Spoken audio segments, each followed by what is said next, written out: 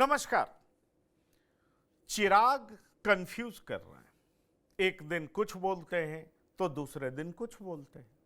एक दिन उन्हें एनडीए का हिस्सा बनने में शर्म आती है और अपराध के लिए पूरे तरीके से सरकार को घेरते हैं। दूसरे दिन कुछ और कहना चाहते हैं और जब उन्हें शर्म आती है तो जीतन राम मांझी पलटवार करते हैं।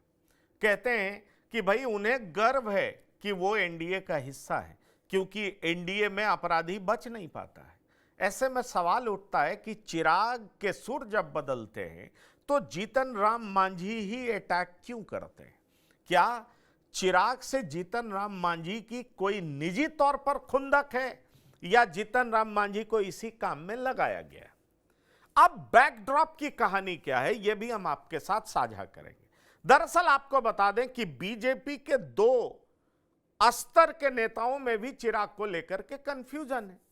प्रदेश इकाई के कई नेता कहते हैं कि चिराग का रवैया ठीक नहीं है और चिराग पलटी मार सकते हैं, इधर से उधर जा सकते हैं। केंद्रीय स्तर के नेता कहते हैं कि नहीं, सब कुछ ठीक है, क्यों बेकार का आप दिमाग लगा रहे हैं, चिराग हमारे साथ हैं, ज्यादा से ज्यादा सीटें लेने के लिए वो इस तरह की बात कर रहे हैं। लेकिन चिराग क्या कर रहे हैं वो यकीन मानिए ये हमारे आपके लिए ही नहीं बल्कि बीजेपी के लिए भी एक वो कहते हैं ना बुझबुझौल बना हुआ है कि आखिरकार चिराग चाह क्या रहे। और चिराग को लेकर के राजनीतिक सरगर्मी इतनी तेज हो गई है कि एक तरफ पीके कहते हैं कि वाकई आपको एनडीए में शर्म आ रही है तो पहले एनडीए को छोड़िए। दूसरी तरफ तेजस्वी कहते हैं कि आप एनडीए से खफा हैं, अपराध को लेकर के आप बयान दे रहे हैं, तो क्या आप कुर्सी को की वजह से एनडीए में बने हुए हैं? क्या आप कमजोर मंत्री हैं? आप कुछ कर क्यों नहीं पा रहे हैं? आप एनडीए छोड़िए। अब चिराग पर दबाव भी बढ़ने लगा है कि आप एनडीए को या तो गाली दें या साथ छोड़ें। बड़ा सवाल ये उठता है कि चिराग ऐसा कर रहे हैं तो क्यों कर रहे हैं, और चिराग जब बोलते हैं तो उन पर हमले करने के लिए जीतन राम मांझी मैदान में क्यों उतर जाते हैं और जीतन राम मांझी को उकसाता कौन है? दरअसल ये हो क्यों रहा है, ये सारी बातें हम आपको बताएंगे। आप बने रहिए हमारे साथ। नमस्कार, मैं पंकज कुमार हूं और आपको बता दूं कि इस बारे में आपके साथ चर्चा भी करूंगा, बहुत सारी बातें भी बताऊंगा कि एनडीए में किस बात को लेकर विवाद है, चिराग क्या कुछ कर सकते हैं। क्योंकि पप्पू यादव ने भी कल एक बयान दिया कि वाकई प्रशांत किशोर को बिहार की चिंता है तो चिराग पासवान को मुख्यमंत्री डिक्लेयर कर दे। अब सवाल ये उठता है कि ये चल क्या रहा है? क्या तीसरे अलायंस की चर्चा भी बैकड्रॉप में चल रही है? सारी बात करेंगे। पहले आपको सुनाते हैं चिराग, राजेश राम और तेजस्वी क्या कह रहे हैं, फिर हम शुरू करेंगे चर्चा। चुनाव भी एक कारण है। सरकार को बदनाम करने की साजिश के साथ संभवतः इन घटनाओं को अंजाम दिया जा रहा है, पर तब भी जिम्मेदारी तो प्रशासन की ही है ना इसको नियंत्रित करने की। कोई भी अपराधी आपके राज्य में आपराधिक घटनाओं को कैसे अंजाम दे रहा है प्रशासन के रहते हुए? या तो फिर इसमें प्रशासन की मिली भगत है और या फिर प्रशासन इस पे लीपापोती करने का कार्य कर रहा है, और या फिर पूरी तरीके से प्रशासन निकम्मा हो चुका है और अब इनके बस का नहीं है बिहार और बिहारियों को सुरक्षित रखना। ऐसे में पुनः एक बार मैं बिहार सरकार से आग्रह करूंगा, जरूरी है समय रहते हम लोगों को इसके ऊपर कार्रवाई करने की। मुझे इस बात का दुख होता है कि मैं एक ऐसी सरकार का यहाँ पे समर्थन कर रहा हूं जहां पे अपराध पूरी तरीके से बेलगाम हो चुका है। इस पे नियंत्रण पाना जरूरी होगा, नहीं तो इस तरीके से बिहार और बिहारियों की जिंदगी से होता हुआ खिलवाड़ बिहार को बहुत बुरे अंजाम तक। देखिए, वो दुखी है। अब कौन प्रकार का दुखी है वो तो देखना पड़ेगा। दुखी होंगे तो उनको रिजाइन दे देना चाहिए था। और ये एकदम उनको बिहार बोला रहा था, तहिया से तो कह रहे थे कि बिहार के, तो जब बोल रहे थे कि हम बिहार बोला रहे तो हमको लग रहा था कि वो बाहरी आदमी है, ठीक है। और अब जो है वो दुखी हैं, तो इतना देर से दुख कैसे पैदा हो रहा है अब उनसे पूछिए। ये दुखी जो है, ये दुखी होना अपने आप में बड़ा नैतिक जिम्मेवारी होती है। तो यदि नैतिक जिम्मेवारी में दुखी हैं तो रिजाइन दे देना चाहिए। बिहार में अपराधी जो है विजय और सम्राट हो चुके हैं। यहाँ सरकार अब चुने हुए प्रतिनिधि नहीं चला रहे हैं, बल्कि अब सरकार अपराधी ही चला रहे हैं, जो सच्चाई है। अब इसमें चिराग जी केवल अफसोस जता रहे हैं, मतलब वो मान रहे हैं कि वो सरकार के पार्ट हैं और वो कुछ नहीं कर सकते, केवल अफसोस जताने के अलावा। ये तो दर्शाता है कि वो कितने कमजोर मंत्री हैं और कितने कमजोर सहयोगी हैं, यही दर्शा रहा है। और आपको इतना प्रेम किस बात का है भाई? बिहार में भ्रष्टाचार 77,000 करोड़ का हिसाब किताब नहीं है, जो सीएजी की रिपोर्ट में आया है। आप इस सरकार में हैं जिस सरकार में लगातार भ्रष्टाचार का एक इंजन लगा है, एक तरफ अपराध का इंजन लगा है। तो आपने सुना ये तीनों नेताओं को राजेश राम ने चुटकी ली, तेजस्वी यादव सीरियस दिखे, पर जीतन राम मांझी ने आईना दिखाने का काम क्यों किया? जीतन राम मांझी ने कहा मुझे गर्व है, इन्हें शर्म क्यों है? सवाल यह उठता है कि जीतन राम मांझी ने ही नहीं कहा, संतोष सुमन ने भी कहा। पहले जीतन राम मांझी का बयान कुछ चिराग के विपरीत आता था तो उनके पार्टी के प्रवक्ता चिराग के पक्ष में इस तरह का बयान दे देते थे, लगता था सब कुछ ठीक है, एनडीए में सब कुछ ठीक है। लेकिन अब तो जीतन राम मांझी बहुत तरह की बात करने लगे। वो तो कहते हैं दलित में भी वर्गीकरण होना चाहिए, और वर्गीकरण इसलिए होना चाहिए क्योंकि दलितों में कई उपजातियां हैं जो बहुत पिछड़ गई। कोटा विद इन कोटा के समर्थक हैं, चिराग विरोधी हैं। तो दोनों के बीच में सीटों को लेकर के भी रस्साकशी है। लेकिन चिराग जिस तरह की बात कर रहे हैं, एक दिन कहते हैं 243 पे लड़ूंगा, दूसरे दिन कहते हैं कि एनडीए का कोई भी उम्मीदवार उन्हीं का है। आखिरकार चिराग सोच क्या रहा है? चिराग के मन में चल क्या रहा है? चिराग के भीतर अंतर्द्वंद क्यों है? और चिराग को क्या मनमाफिक सीट नहीं मिल रहा? वो खुद चुनाव लड़ेंगे कि नहीं लड़ेंगे, इस पर सस्पेंस क्यों नहीं हट रहा? तय तो चिराग ही करेंगे, कह देते हैं पार्टी तय करेगी। ऐसे कई सवाल हैं जिनके जवाब हम आपको देने जा रहे हैं। हमारे साथ जो मेहमान जुड़ रहे हैं उनसे आपका परिचय करा दें। हमारे साथ जो मेहमान जुड़ रहे हैं, डॉक्टर संजय कुमार, राजनीतिक विश्लेषक, आपका बहुत स्वागत है। हमारे साथ पंकज भारतीय जी हैं, पीयूष पंत जी हैं, विनय कुमार जी हैं, तीनों वरिष्ठ पत्रकार हैं। आप तीनों मेहमान का बहुत बहुत स्वागत है। मैं सीधा जाना चाहूंगा पंकज भारतीय जी के पास। पंकज भारतीय जी, चिराग एनडीए से अलग हो रहे हैं क्या समझा जाए? इस बात का मतलब क्या है? उन्हें शर्म आ रही है, प्रशासनिक मिली भगत है, अपराध पर नियंत्रण नहीं हो रहा है, भ्रष्टाचार का आरोप लग रहा है, और फिर भी वो एनडीए में कैसे बने रहेंगे? और दूसरी तरफ जीतन राम मांझी कहते हैं आपको शर्म है, मुझे गर्व है। और जीतन राम मांझी की बात को समर्थन देते हुए उनके सुपुत्र संतोष सुमन बाहर आते हैं।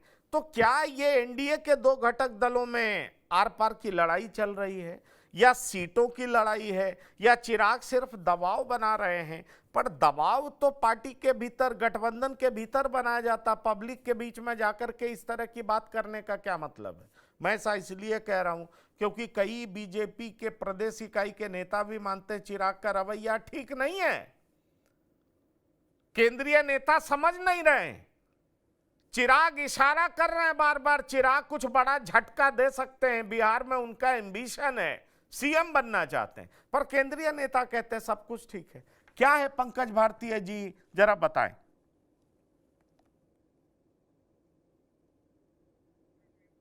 म्यूट है, अनम्यूट करिए। पंकज जी, चिराग पासवान जी की राजनीतिक महत्वाकांक्षा हिलोड़े मार रही है। उन्हें लगता है कि यह सबसे बेहतरीन मौका है मुख्यमंत्री पद तक पहुंचने की, और उनको जो अभी शर्म आ रही है वो उसी महत्वाकांक्षा का एक हिस्सा है। उनकी कवायद वहां तक सीमित है कि वो अधिक से अधिक सीटें बना सके, एनडीए के साथ रह करके अधिक से अधिक सीटें पा सके, और अगर कोई संभावना बनती है, नीतीश कुमार अगर मुख्यमंत्री नहीं बनते हैं तो अगर उनके पास अधिक से अधिक सीटें होंगी तो संभव है कि एनडीए उन्हें मुख्यमंत्री के तौर पर भी प्रोजेक्ट कर सके। इस तमाम में अभी जो शर्म की बात जो आई है, इसमें इसी से जुड़ा हुआ एक उनके जो बहनोई हैं, जो सांसद हैं अरुण भारती जी का एक जो बयान, हालिया बयान है, उस पर गौर करने की जरूरत है। उन्होंने कहा था कि यह काफिला, मतलब जो ये जनसभा का जो काफिला है, जो आरा से शुरू हुआ है, राजगीर, छपरा, मुंगेर होते हुए गया तक पहुंचा है और आप सबों का आशीर्वाद मिला तो यह काफिला मुख्यमंत्री आवास तक भी जाएगा। तो जाहिर सी बात है कि जो बातें कुछ और कर रहे हैं चिराग पासवान, लेकिन उनका जो उनकी जो नजर है, उनका जो निशाना है वो मुख्यमंत्री आवास है और ये सारी कवायदें इसी के लिए वो कर रहे हैं। पंकज जी, ये सारी कवायदें इसी के लिए कर रहे हैं, पर ये डॉक्टर संजय मुख्यमंत्री कैसे बन जाएंगे? बीजेपी एक्सेप्ट कर लेगी या बाहर बात आ गई कि बीजेपी लड़ेगी 101 पर, जेडीयू लड़ेगी 103 पर, ये लड़ेंगे 22 से 25 पर, इसी बात की नाराजगी है। जब भी इस तरह की बात आती है चिराग कहीं ना कहीं कुछ बोल देते हैं। दरअसल ये बताइए, चिराग के लिए खुद ही बड़ा एम्बैरेसिंग सिचुएशन है, एनडीए में रहो भी, एनडीए को गाली भी दो। क्या ये एनडीए के बड़े घटक दलों को प्रवोक कर रहे हैं कि हमको बाहर निकालो, या ये इंडिकेशन दे रहे हैं मेरी बात मानो नहीं तो मैं बाहर चला जाऊंगा? ये कर क्या रहे हैं?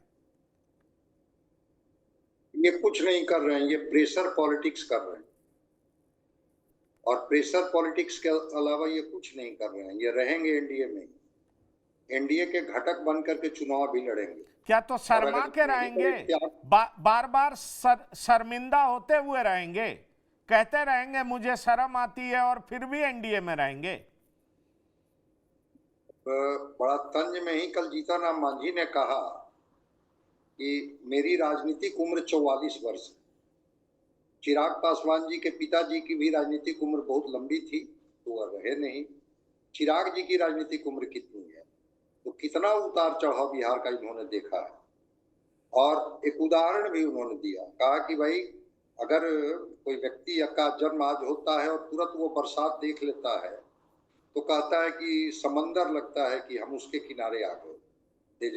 चिराग जी जो हैं, अगर हर चीज को, जो आपने कहा कि उनको शर्म आ रही है, पुलिस निकम्मी हो गई है, जनता सुरक्षित है, त्यागपत्र दे देना चाहिए और त्यागपत्र दे करके और जनता की सुरक्षा और निकम्मी पुलिस के खिलाफ में आ जाना चाहिए मैदान में।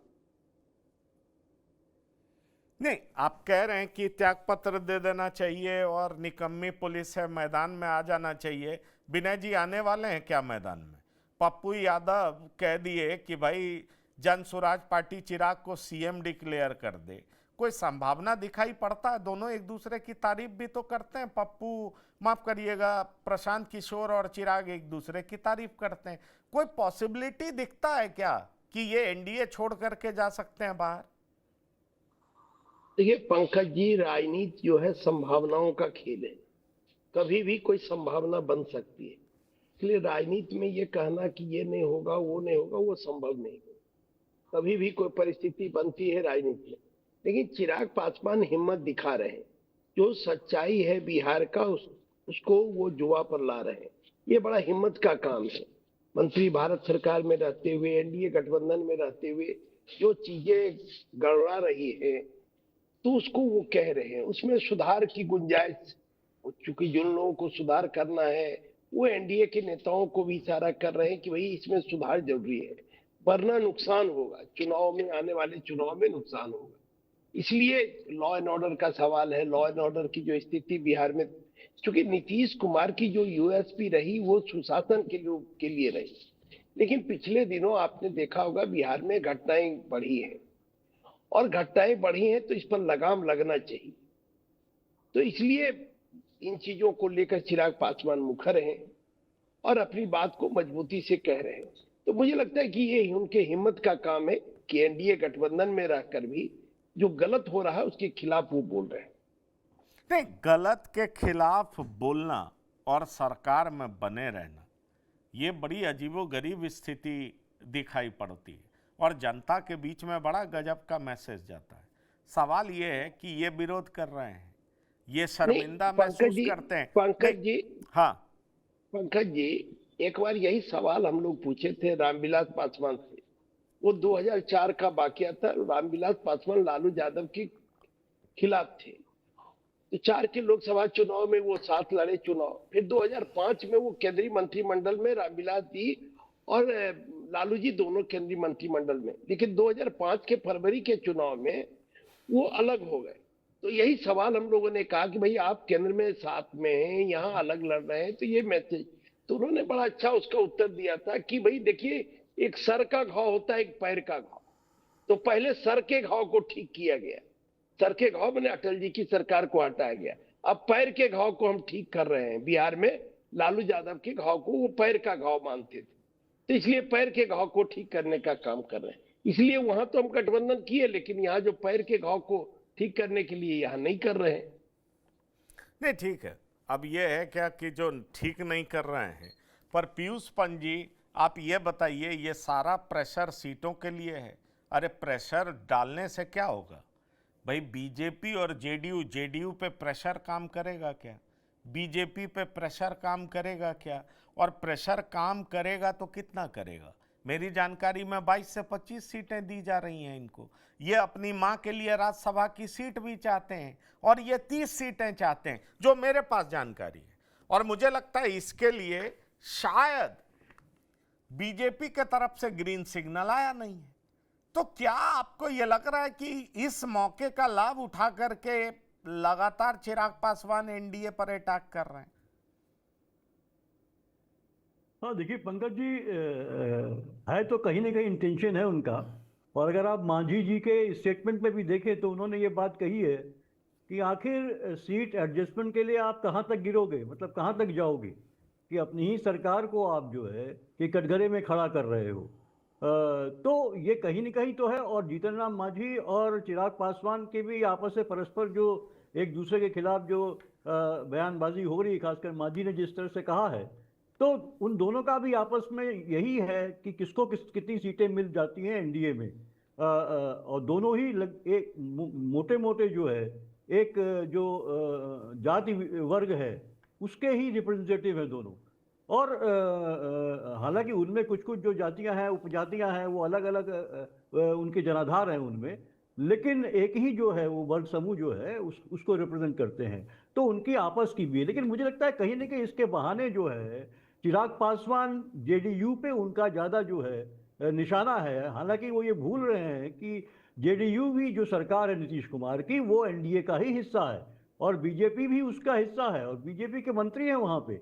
और आप इस तरह से सरकार को बदनाम कर रहे हैं। तो मुझे लगता है एक ने कहीं ना कहीं ये इशारा जो है भाजपा की तरफ से भी है और जेडीयू के ऊपर निशाना साधा गया है, खासकर नीतीश कुमार के ऊपर निशाना साधा गया है।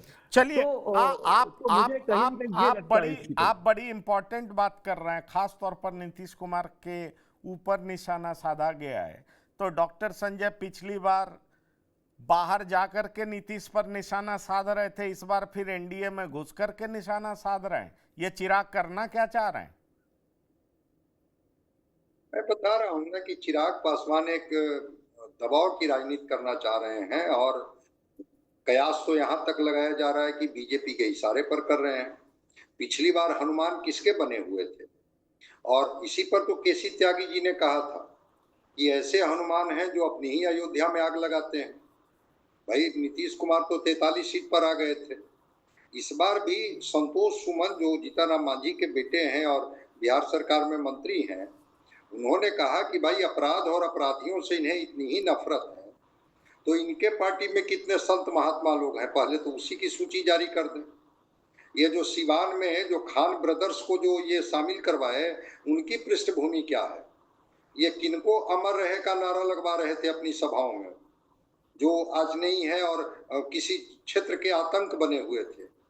तो उन्होंने कहा कि बिल्कुल अपराध मुक्त होना चाहिए बिहार, अपराध पर बोलने का हक हर राजनीतिक पार्टी को है, लेकिन अपने ही गठबंधन में रह करके और अपनी ही सरकार पर इनको शर्म आ रही है अपनी ही सरकार से इनको दुख हो रहा है, तो फिर उस सरकार को ये कहना क्या चाहते हैं?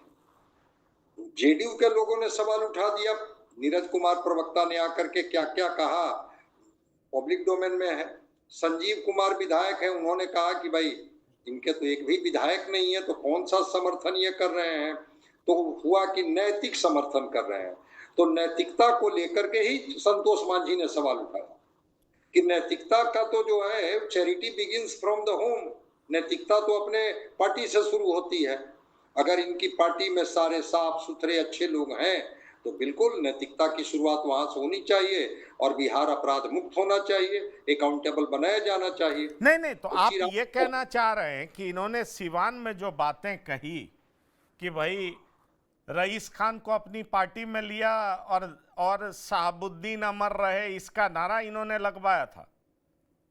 नहीं, संतोष मांझी कह रहे थे, मैं नहीं कह रहा हूं। संतोष मांझी का ये कल बयान है, जो बिहार सरकार में मंत्री हैं और जीतनराम मांझी के बेटे हैं, कि अगर ये अपराधियों पर और अपराध से इतना ही इनको ये है, जनता की सुरक्षा का इतनी ही फिक्र है, तो आखिर वो जो सिवान में जो खान ब्रदर्स हैं, जो रईस खान की बात आप कर रहे हैं और शहाबुद्दीन अमर रहे का जो नारा इन्होंने लगवाया, इसकी क्या पृष्ठभूमि है? नैतिकता तो वहां भी दिखनी चाहिए।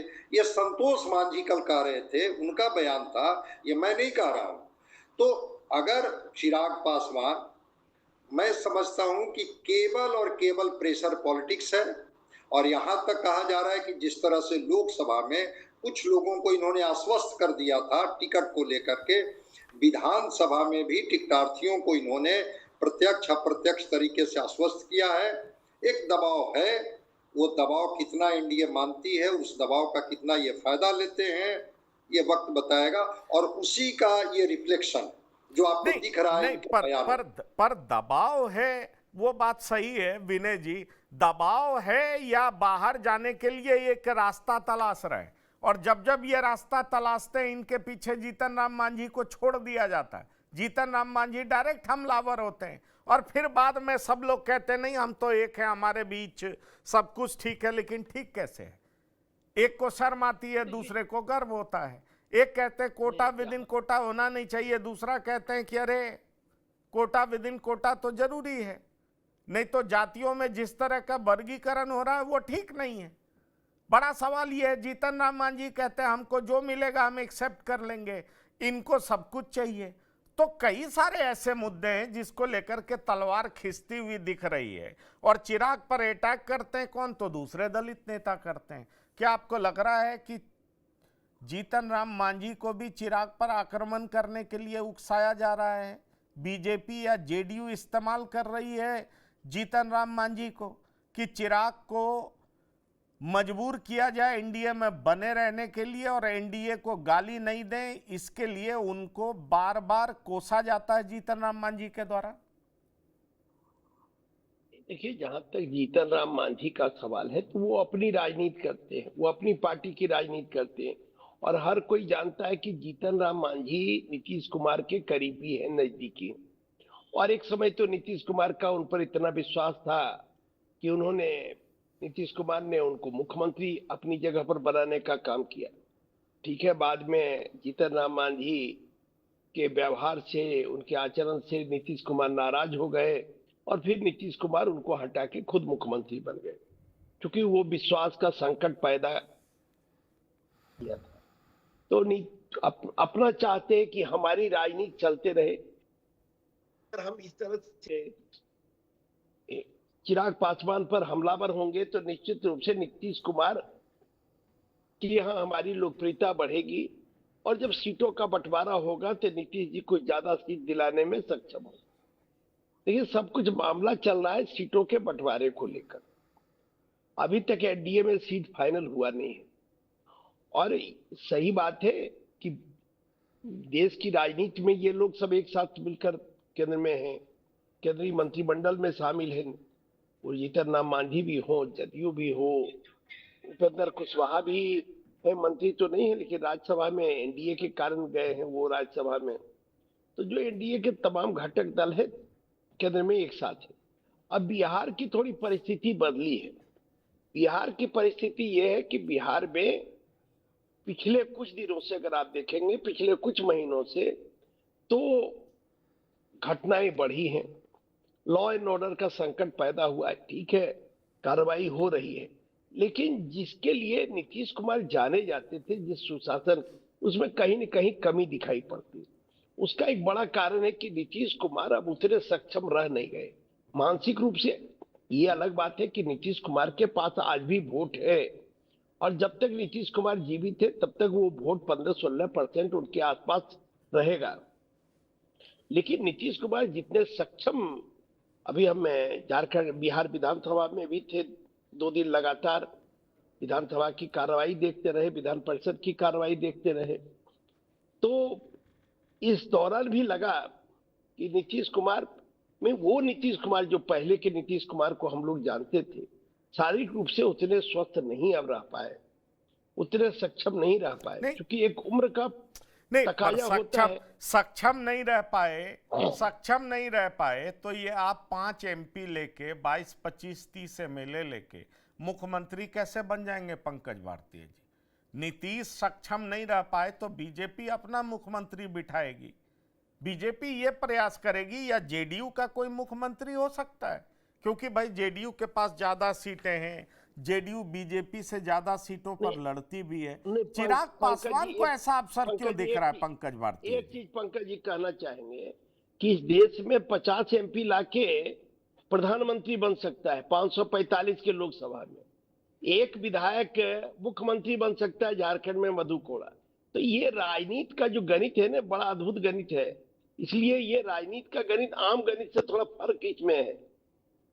नहीं तो वैसी स्थिति बनती हुई दिख रही है क्या? मान लिया राजनीति का गणित बड़ा अद्भुत है, और इसीलिए तो विनय जी आप साथ बैठे हुए हैं, उस अद्भुत गणित का सरलीकरण करके आप समझाएंगे ना हमें भी और ऑडियंस को भी कि भाई एक विधायक मधु कोड़ा बन गया मुख्यमंत्री, तो क्या 22-25 विधायक लेकर के, और 22-25 तो उनके लड़ेंगे, अभी तो एक भी विधायक नहीं है उनके पास, पिछले चुनाव में एक जीते, जेडीयू में चले गए, सचेतक बन गए, और यही तो डॉक्टर संजीव ने कहा है कि भाई आप किस तरह का समर्थन दे रहे हैं, आपका तो एक भी विधायक नहीं है। तो बिना विधायक का भी मुख्यमंत्री बना जा सकता है क्या विनय जी? अगर कोई ऐसा मैथ्स हो तो वो भी बताइए, बड़ा इंटरेस्टिंग होगा।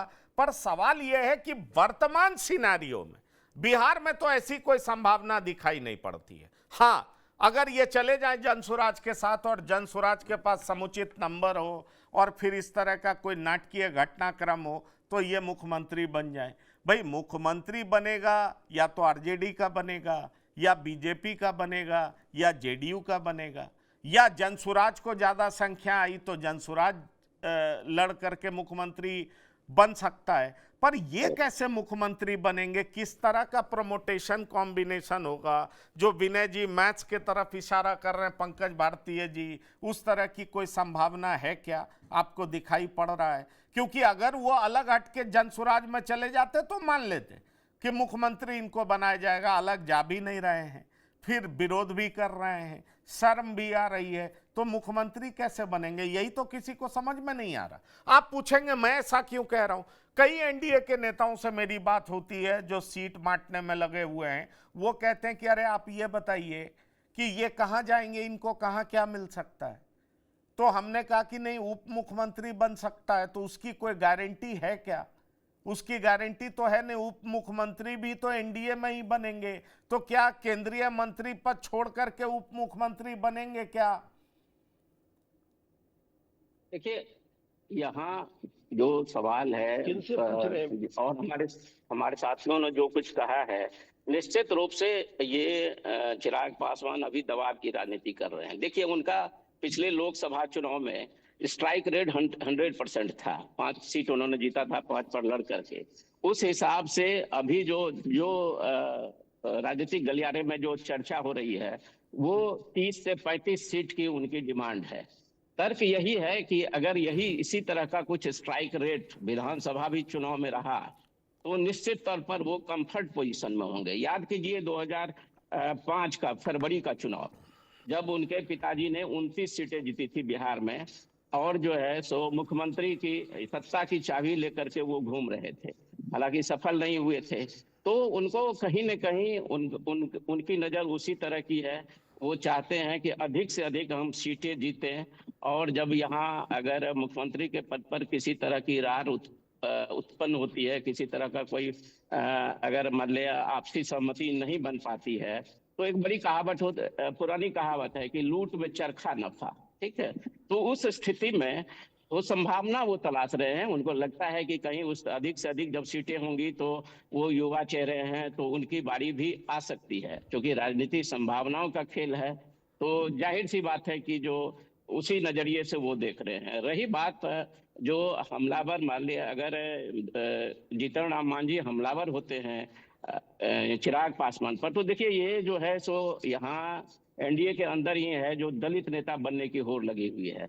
सारा खेल जो है लगभग 14% जो दलित वोट है, जिसमें कि 5.5% पासवान का वोट है, लगभग इतना ही रविदास यानी चमार का भी वोट है, और 3.5% के आसपास मुसहरों का वोट है।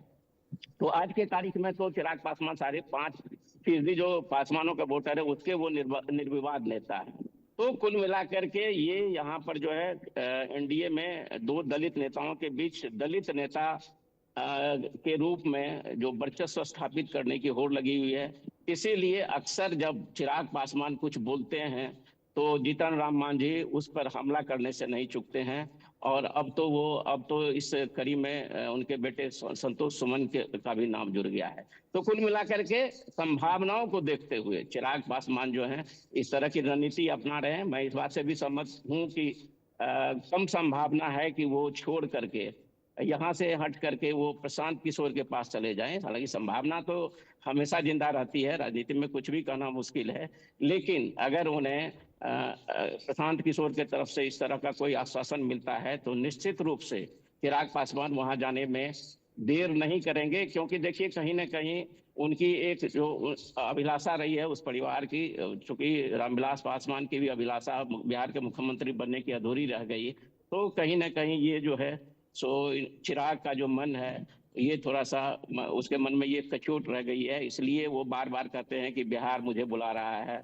बिहारी फर्स्ट की बात करते हैं। तो कुछ कुल मिलाकर के उनका जो है यही निशाना है, यही वो चाह भी रहे हैं चिराग पासवान। पंकज जी नहीं, वो चाह रहे हैं, बड़ा ही बहुत ही इंटरेस्टिंग है, वो ये सब कुछ चाह रहे हैं। वो एनडीए को गाली भी दे रहे हैं पर एनडीए को छोड़ नहीं रहे हैं। यही तो बात है। मतलब बहुत साफ है कि इनको सीट चाहिए, सीट के अलावा कुछ नहीं चाहिए। और ये जो पीयूष पंजी कहते हैं पार्टी चाहेगी तो हम लड़ेंगे, अभी एक चैनल को इंटरव्यू दे रहे थे, कह रहे थे हम लड़ेंगे, हम जनरल सीट से लड़ेंगे। तो जनरल सीट से लड़ेंगे तो भाई वो दलित स्पेक्ट्रम से बाहर निकलना चाह रहे हैं ना, अपना वोट बैंक वो बड़ा करना चाह रहे हैं। तो फिर दलित नेता कैसे बनना चाह रहे हैं पीयूष पंजी? सवाल यह भी है ना। और दलित नेता बनने के लिए तो उनको विरोध करना पड़ेगा। हाँ देखिए पंकज जी, निश्चित रूप से उन्होंने कहा है कि मैं एक जनरल सीट से लड़ना चाहता हूं, और वो निकलना चाह रहे हैं। उसका इंडिकेशन क्या है कि उनके माथे पे अगर आपने देखा होगा तिलक, और हाथ में जिस तरह के आप देखिए रंग बिरंगी वो धागे उन्होंने बांध रखे हैं, एक हिंदुत्व के जो है, एक जो है पहचान का जो प्रतीक है, जो चीजें जो है, तो वो कहीं ना कहीं जो है उस समाज से ऊपर हट के एक हिंदुत्व और बड़े अपर कास्ट को एक कहीं ना कहीं अपने तरफ आकर्षित करना चाह रहे हैं।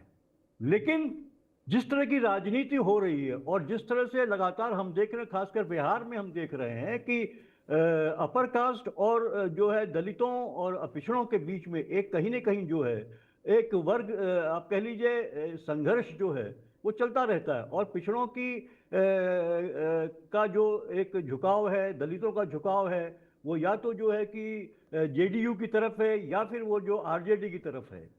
तो उसमें फिर अगर वो इस तरह की कोशिश करते हैं तो उनके लिए नुकसान भी हो सकता है उनके दलित वोट बैंक का। और मांझी तो लगातार जो है उस पर जो है उनके दलित वोट बैंक को काटने की कोशिश लगातार कर ही रहे हैं वहाँ पे। तो मुझे लगता है उनके लिए दो नावों में पैर रखने वाली स्थिति बनी हुई है, और वो लगातार कंफ्यूज्ड हैं। और कंफ्यूज स्थिति में वो चाहते भी चुनाव में बिहार मुझे बुला रहा है आऊँ, और कभी कहते हैं कि पूरी सीटों में लड़ूंगा, लेकिन उनकी लड़के वो अपना नुकसान ही करेंगे, फायदा नहीं करेंगे, क्योंकि उनका अभी देखिए इतना विस्तार नहीं है, इतनी पकड़ नहीं है। बिहार की जो जमीनी राजनीति है उसमें अभी उतनी पकड़ नहीं है, बियॉन्ड जो पासवान जो इलेक्टोरेट है उसके आगे। तो और जो स्ट्राइक रेट उनका 100 का था लोकसभा सीट में, वो भी इसलिए था कि वो एनडीए के रूप में लड़े थे। आप विधानसभा की बात करिए, विधानसभा में 6-7 सीटों में निश्चित रूप से उनका परफॉर्मेंस अच्छा रहा था, लेकिन ज्यादातर सीटों में जो है उनकी जो है जमानत जब्त हो गई थी। तो वो इसलिए जो है कि वो एनडीए का साथ तो छोड़ नहीं सकते, क्योंकि उन्हें पता है। और प्रशांत किशोर, देखिए प्रशांत किशोर के साथ भी अगर वो ये एम्बिशन पाल रहे हैं कि मुख्यमंत्री बनेंगे हम चाहते हैं या सरकार में आए, तो प्रशांत किशोर अभी इस स्थिति में नहीं है कि वो इतनी सीटें ले आए कि वो सरकार बनाने की स्थिति में बन जाए। और अगर ऐसा होता भी है तो प्रशांत किशोर खुद अपना नंबर लगवाएंगे, न कि जो है कि पासवान को जो है वो आगे करेंगे। तो मुझे लगता है कि ये सारे इस बार का बिहार का चुनाव बड़ा ही विचित्र रहेगा। पहले तो अभी SIR वाला मामला लटका पड़ा है, वो क्या क्या होता है क्या नहीं होता है। और उसके अलावा इतने प्लेयर्स हैं, बहुत ही इंटरेस्टिंग होने चल रहा है, और लास्ट मोमेंट तक आप समझ नहीं पाएंगे। इसीलिए मुझे लगता है चिराग पासवान अपने लिए, और उनका एक ही उद्देश्य है कि अधिक से अधिक सीटें उनको मिलें, उनके अधिक से अधिक विधायक जीतें, ताकि जो भी स्थिति बनती है उसमें वो अपने लिए एक बार्गेनिंग कर सकें। और किसी भी, मुझे लगता है कि उभरती हुई राजनीतिक दल या उभरते हुए नेता के लिए यही एक जो है कि एक मजबूत स्ट्रेटजी होनी चाहिए कि वो ज्यादा से ज्यादा सीटें लेके आए, ताकि, क्योंकि देखिए बिहार की राजनीति अभी भी महागठबंधन, मजबूत स्ट्रैटेजी देखिए, मजबूत स्ट्रैटेजी होनी चाहिए, पर अवसर भी तो प्राप्त होना चाहिए। उनको मलाल है, उनके पिता बड़े नेता हो सकते थे, पर बिहार छोड़े दिल्ली पहुंच गए, मुख्यमंत्री नहीं बन पाए। और सवाल यह है कि अब दलित के नेता भी हो नहीं सकते, रविदास उनके साथ है नहीं, भुइया मांझी उनके साथ है नहीं। सवाल ये उठता वो पासवान के लीडर हैं, और हो सकता है अपर कास्ट में भी युवा उनको पसंद करते हों, पर अभी तक उनकी जीत हुई भी है तो बीजेपी के साथ एनडीए में हुई है। अकेले एक बार लड़ करके देख चुके हैं, एक सीट भी नहीं जीत पाए, और एक सीट जीते भी तो वो विधायक उनके साथ नहीं रहे। बिहार में उनकी स्थिति क्या है वो किसी से छिपी हुई नहीं है। 25 लाख वोट जरूर मिला, लेकिन वो जीत में तब्दील नहीं हो पाया। डॉक्टर संजय, जीत में तब्दील नहीं हो पाया। क्या चिराग इतना बड़ा रिस्क लेने की स्थिति में है? क्या वो प्रशांत किशोर की तरह 2-3 साल या अगला 4 साल गांव-गांव घूमने की हिम्मत रखते हैं? क्या मंत्री पद छोड़ने की कोशिश करेंगे क्या? और जब तक बिहार में उतर करके गली गली घूमेंगे नहीं, तब तक तेजस्वी यादव जैसे नेताओं को रिप्लेस कैसे करेंगे? बीजेपी जैसी संगठन वाली पार्टी को कैसे पीछे छोड़ेंगे? ये बड़ा मुश्किल सा दिखाई पड़ता है। और बीजेपी में अगर इनकी पार्टी विलय नहीं करती है तो बीजेपी इनको सीएम क्यों बना देगी? ऐसा पॉसिबिलिटी क्यों दिखाई पड़ता है इनको? क्योंकि अगर बीजेपी को सीएम भी बनाना होगा तो दलित नेता अपनी पार्टी से खोज लेगी, फिर इनको सीएम क्यों बनाएगी? नहीं, उनके पास दलित नेता हैं। ऐसा नहीं है कि बीजेपी के पास दलित नेता नहीं है, जेडीयू के पास दलित नेता नहीं है। उनकी पार्टी में भी दलित नेता हैं। 38 सीटें हैं शेड्यूल कास्ट की बिहार में, जो 243 का जो आंकड़ा है। 2 ट्राइबल सीटें हैं, तो 243 में 40 तो यही है शेड्यूल कास्ट और शेड्यूल ट्राइब्स को अगर जोड़ दिया जाए तो। चिराग पासवान की पार्टी का देख लीजिए, 2005 में सबसे अधिक सीटें आई थी, जिसके बारे में कहा जा रहा था कि चाबी लेकर के रामविलास जी घूम रहे थे। उसके बाद देखिए इनका सीटों का, कितनी सीटें इनके बाद आई, ये सबके सामने है कि ये कभी भी दहाई के आंकड़ा को पार नहीं कर पाए। 20 में अकेले लड़े, एक विधायक जीता पाए, और वो भी इनके साथ रह नहीं पाए, जेडीयू में चले गए।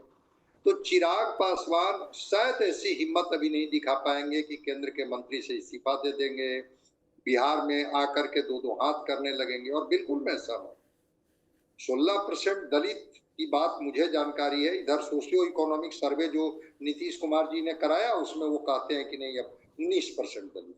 मान लिया जाए कि 19% ही दलित, तो पासवान की आबादी कितनी है? 5-5.5%। बाकी क्या रविदास इनके साथ होंगे क्या?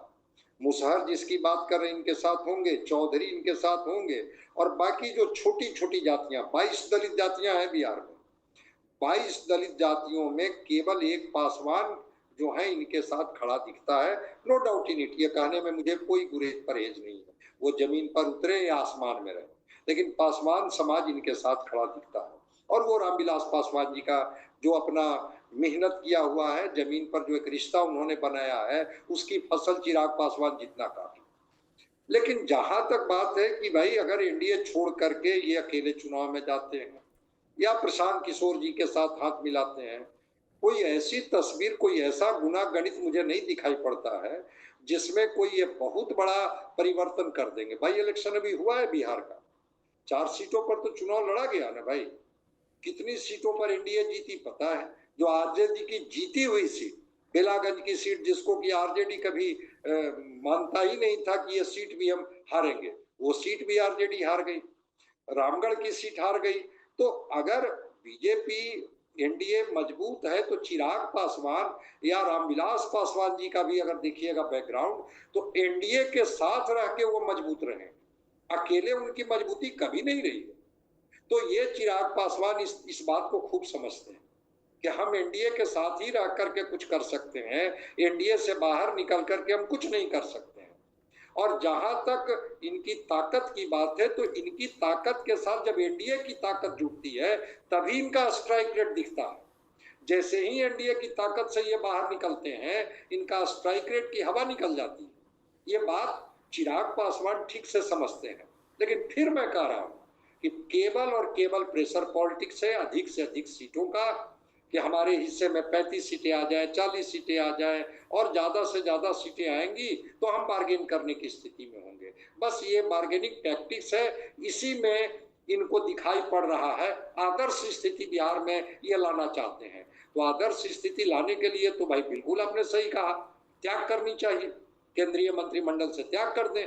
बिहार बुला रहे, आपने कहा ना कि रामविलास जी दिल्ली में रहे, उन्होंने कहा, अटल जी ने कहा था कि जाकर के आप बिहार देखिए, उन्होंने कहा कि दिल्ली से पूरा देश दिखता है, बिहार जाकर के मैं क्या करूंगा, मैं एक राज्य का नेता बन जाऊंगा। चिराग पासवान को बिहार से पूरा देश दिखता है, तो पहले बिहार को तो ठीक से देख लें। अगर बिहार में कितना ये घूमे हैं केंद्रीय मंत्री में शामिल होने के बाद, हाँ मंत्री पद, और जब तक इनके 5 एमपी नहीं बने थे तब तक ये संघर्ष कर रहे थे, लेकिन जैसे ही ये मंत्रिमंडल में शामिल हुए, 5 इनके एमपी जीत गए, उसके बाद कहाँ चिराग पासवान बिहार में घूम रहे हैं, जहां मैं मान लूंगा कि जमीनी पकड़ इतनी मजबूत हो गई है कि अब किसी भी संभावना की तलाश में लग गए हैं चिराग पासवान। चिराग पासवान एनडीए के साथ ही रहेंगे, एनडीए में ही रहेंगे, जो मैं समझ पा रहा हूं, लेकिन ये दबाव की राजनीति करेंगे ताकि हम ज्यादा से ज्यादा सीटों की बार्गेनिंग कर सकें। चलिए, ज्यादा से ज्यादा सीटों की बार्गेनिंग कर सकें, ये सारी बात ठीक है, पर एक बात बता दीजिए विनय जी, ये चिराग के पीछे मांझी जो बंदूक ताने खड़े रहते हैं, इसमें बीजेपी की चाल देख रहे हैं आप? अनम्यूट करिए, अनम्यूट करिए। जीतन राम मांझी बहुत सीजन्ड लीडर है और बहुत पुराने नेता है, वो परिस्थितियों को समझते हैं, इसलिए वो अटैक करते हैं। और अटैक जब करते हैं तो इससे क्या होता है कि जनता दल यूनाइटेड के नीतीश कुमार प्रसन्न होते हैं। आपको मालूम होगा कि चिराग की जो पार्टी टूटी थी, पारस जी जब अलग हुए थे, तो उसमें भी नीतीश कुमार की भूमिका रही थी, और नीतीश कुमार ने ही पारस जी को केंद्र में मंत्री बनाया था। और शुरू से जीतन राम मांझी को आगे करने का काम नीतीश कुमार ने किया।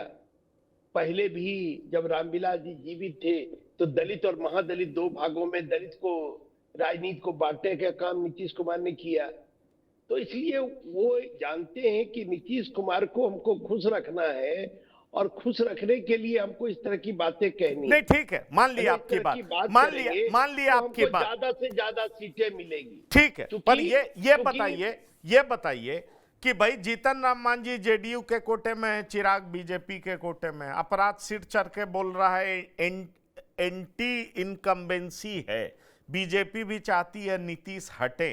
पंकज भारतीय जी, आपको लग रहा है बीजेपी ही गाली दिलवा रही है नीतीश कुमार की सरकार को? माहौल बनवा रही है अंदर अंदर, और नीतीश के डिफेंस में मांझी खड़े हो जा रहे हैं क्योंकि उनको ज़्यादा सीटें चाहिए। आपको ऐसा दिखाई पड़ रहा है कि एक के साथ बीजेपी है और जेडीयू के साथ मांझी हैं, और ये रस्साकशी भीतर ही भीतर चल रही है। बिल्कुल 2020 में आप तो बखूबी जानते हैं कि जो भाजपा के इशारे पर ही जो यहाँ पर जो चिराग पासवान ने जो राजनीतिक नृत्य किया था बिहार में, वो भाजपा के ही इशारे पर किया था। और आज भी मांझी की तुलना में चिराग जो है भाजपा के अधिक करीब है। इस स्थिति में और देखिए कि आप मिशन देख लीजिए, कहीं न कहीं भाजपा भी चाहती है कि जो पहले से भी कद जदयू का बिहार में छोटा हो, ताकि उनकी जो बरसों पुरानी, दशकों पुरानी जो तमन्ना है, अधूरी तमन्ना है, वो पूरी हो सके और उनका अपना मुख्यमंत्री बन सके। अब उधर आप देख लीजिए चिराग भी वही काम कर रहे हैं, उनके भी निशाने पर जो है तो नीतीश कुमार ही है। प्रशांत किशोर की भी बात कर लीजिए, जो कि प्रशांत किशोर के बारे में अक्सर कहा जाता है कि वो भाजपा की बी टीम है। उनका भी कहीं ना कहीं, उनका तो एक हाल ही में बयान आया था कि जो बिहार में कहीं पर जदयू का खाता भी नहीं खुलना चाहिए था। तो कुल मिलाकर के उनके भी इशारे पर जो है सो जदयू ही है।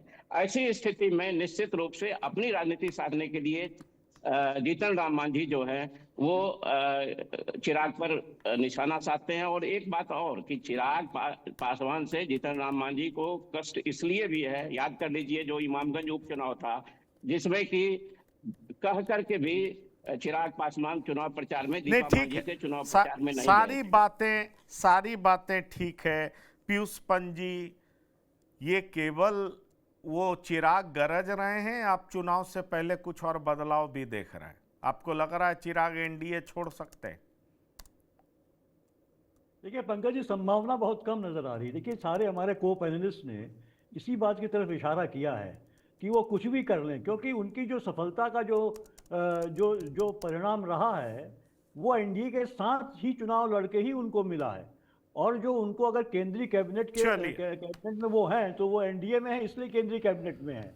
इसलिए मुझे नहीं लगता कि वो छोड़ पाएंगे। हाँ, बार्गेनिंग के लिए, दबाव बनाने के लिए पूरी राजनीति, ताकि वो बिहार की राजनीति में बने रहे और बिहार की राजनीति में भविष्य में उनका हस्तक्षेप रहे, और वो बाद में चल के वो कहीं ना कहीं जो है बिहार की राजनीति को अपने हिसाब से एक मुख्यमंत्री के रूप में चला सकें। आज नहीं, इस बार नहीं, 5 साल बाद, और जो 2000 आप कह लीजिए 29 में जो है कि नहीं 2000 जो है कि हाँ 29 में, क्योंकि 2030 में जब अगला चुनाव होगा, उनका टारगेट 2030 का है। ठीक है, टारगेट जो भी हो, पर एक सवाल यह जरूर उठता है कि आखिरकार चिराग का जवाब मांझी देते हैं तो क्या उनको दिलवाया जाता है, और मांझी क्या जेडीयू के सह पर देते हैं, और चिराग नीतीश पर उंगली उठा रहे हैं गठबंधन के भीतर रह करके, तो क्या ऐसा बीजेपी के शह पर हो रहा है? क्योंकि ये बात भी सबको पता है कि बीजेपी उनको सीएम बनाएगी या नहीं, इसको लेकर के संशय बरकरार है। एक सोशल मीडिया प्लेटफॉर्म पर, इनफैक्ट कह लीजिए एक चैनल पे, जब तेजस्वी यादव पहुंचे और उनसे पूछा गया कि अगर नीतीश को अगर आपको बहुमत नहीं मिला और नीतीश को फिर से मुख्यमंत्री नहीं बनाया गया तो क्या नीतीश को मुख्यमंत्री बना देंगे आप? तो उनका कहना था कि नहीं, नीतीश कुमार से कहेंगे चाचा आप 20 साल मुख्यमंत्री रहे, हमको अब मुख्यमंत्री बना दीजिए। मतलब तेजस्वी यादव ये तो मान गए कि हम फिर से नीतीश के साथ जा सकते हैं, इसमें हमें कोई परहेज नहीं है। जो कुछ दिन पहले तक कह रहे थे हम उनके साथ नहीं जाएंगे, हमारा कोई गठबंधन नहीं होगा। बड़ा सवाल यह है कि एनडीए में भी घटक दलों के बीच में जिस मजबूती का दावा किया जाता है, वो मजबूती कई समय तार-तार होता दिखाई पड़ रहा है, और उसकी बड़ी वजह है सीटों की संख्या। क्या चिराग अपनी महत्वाकांक्षाओं के भार के तले इतने दब जाते हैं कि अपने ही गठबंधन के खिलाफ बोलने लगते हैं, या चिराग को कोई और विकल्प की तलाश है? चिराग चाहते क्या है? चिराग को अगर मुख्यमंत्री बनना है तो वो अंतर्द्वंद से जूझ रहे हैं। क्या उनको लग रहा है एनडीए में रह करके मुख्यमंत्री बनने का सपना उनका पूरा नहीं होगा, या फिर चिराग बीजेपी के शह पर, नीतीश कुमार पर निशाने साध रहे हैं? क्या सब हो रहा है हम लगातार बताते रहेंगे, क्योंकि चिराग जब जब बोलेंगे उसके मायने होंगे। विनय कुमार, पीयूष पंजी, पंकज भारतीय और डॉक्टर संजय कुमार, बिहार की बात में शिरकत करने के लिए बहुत बहुत धन्यवाद और शुक्रिया। तो बिहार की बात में इतना ही। ताजा तरीन खबरों के लिए हम लगातार देखते रहेंगे TV9। धन्यवाद, नमस्कार।